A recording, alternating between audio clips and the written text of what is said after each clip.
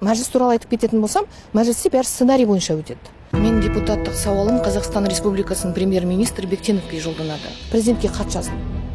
Кездесейін, сізге бәр мәселені сізге жеткізбей жатқан шығар, мен сізге айтып берейін деп. Кездескен жоқ. Депутат бола тұра мен кездесе алмасам, қарапайым халық қалай кездеседі? Егерде жаңағы балалардың үйлері болса, жаңағы жаман пеші болмаса, ол балалар қаза таппас еді. Мәжілістен бастасақ, сіз мәжілістен неге кеттіңіз? Мәжілістен мен өз еркіммен кеткен жоқпын. Мәжілістен мені кеткізді деп айтсам да болады. Себебі менің көтерген сұрақтарым, мен ойымша, мәжіліске де ұнаған жоқ, партияға да ұнаған жоқ. Ең соңғы депутаттық сауалымды оқудың алдында, ол депутаттық сауалыма маған рұқсат берілмеген. Партияның атынан рұқсат берілген жоқ. Сосын ол депутаттық сауалым ең сонда Рауға түсті. Рау Аманат партиясының өкілі ол. Ол вице-спикер. Ол маған оқымайсың деп айтты. Сонда партияда оқымайсың деді, жоғары жақтағы да оқымайсың деді. Мен бәрібір өзім шештім, оқимын деп. Біз әлеуметтік мемлекет емеспіз. Жетімін жылатқан, далада қалдырған, халқын ойламайтын, аямайтын үкіметтен тұратын мемлекетпіз. Бұл тактиканы өзгертпей, біз дамыған елдер қатарына кірмейміз.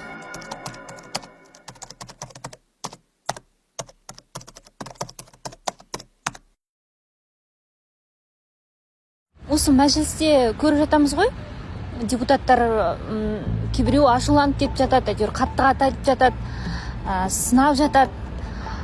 Сонда олардың барлығы алдын ала тексеруден өткен сұрақтар, сауалдар бәрі сондай ма? Мәжіліс туралы айтып кететін болсам, мәжілісте бәрі сценарий бойынша өтеді. Сценарий бойынша әр жаңағы үкімет сағаты, кім сөйлеу керек, қанша адам сұрақ береді, сұрақтарды басында дайындап қояды. Сіз министр болсаңыз, сізге жауап береді, мен депутат, маған сұрағым береді.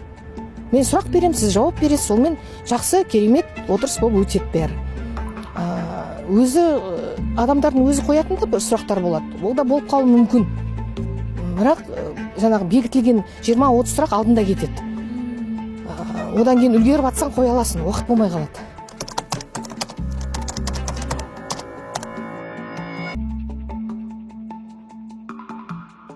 Үкіметтің өзінің бағдарламасы бар ғой, президенттің өзі айтады, еститін үкімет, мықты парламент. Енді ол сөзде ғой. Шын айтсам, мен өзім сояққа барып кіргеннен кейін өзім соны көрдім. Енді мен тағы бір мәселе айтып кетейін. Жаңа президентке оралатын болсақ, мен енді естімейтін үкіметті көрдім. Ықпал емес парламентті көрдім. Содан кейін ойладым, енді президентке хат жазайын. Президентке хат жаздым. Кездесейін, сізге бәр мәселені сізге жеткізбей жатқан шығар, мен сізге айтып берейін деп. Кездескен жоқ. Депутат бола тұра мен кездесе алмасам, қарапайым халық қалай кездеседі? Себебі неге президентке жазады халық? Себебі президент ең соңғы үміт, ең соңғы инстанция. Ол қарапайым адам не үшін жазады ол хатты?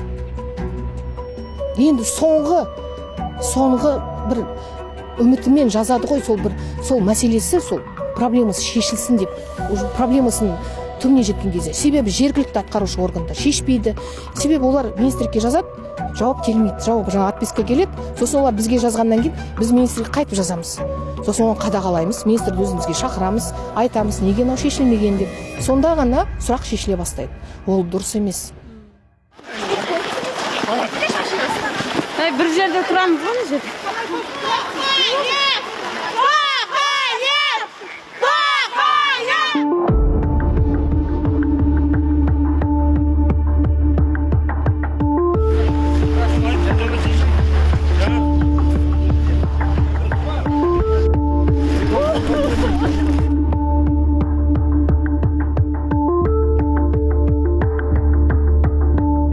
Сейчас все пришли, сейчас весь Казахстан поднялся, да?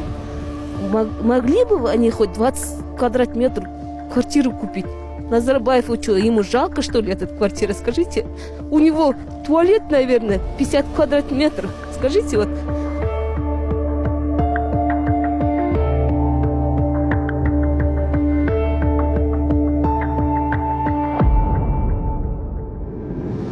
Тегін үй сұрап жатқан жоқ үкіметтен. Ешкім қолын жайып отырған жоқ. бізге ипотека алатын мүмкіндік беріңдерші дейді. Отбасыларда бар ғой ол ондай. мүмкіндік жоқ. Жаңа Жоқ, 5%, кім алар? 2%, Иә, 3%. енді қараңызшы, ол қазір жаңа тұр ғой мына жерде аналар. Бір күні кездесетін болсаңыз мен шақырып бере аламын. Біреу де ала алмайды. Неге ала алмайды? Табысы жоқ, кредиті бар, черный списокта, тағы да көп мәселелер бар. Банк сенбей тұр ғой ол адам. Енді сол банк деген ол мемлекеттен бөлек бір мекеме емес қой. Сол үкімет банкпен келісім жасау керек қой. Отбасының жағдайлары өте төмен отбасылардың жағдайы болса, оларға үй берілмейді деген шығып жатыр.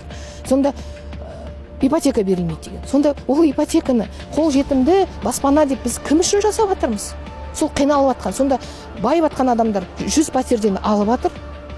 Оны тапсырып тағы да байып жатыр. Бейшара қазақ тентіреп бір үй ала алмай, бір 10 квадратный метр ала алмай жүр. Енді егер де жаңағы балалардың үйлері болса, жаңағы жаман пеші болмаса, ол балалар қаза таппас еді. Ол балалар тірі қалар еді.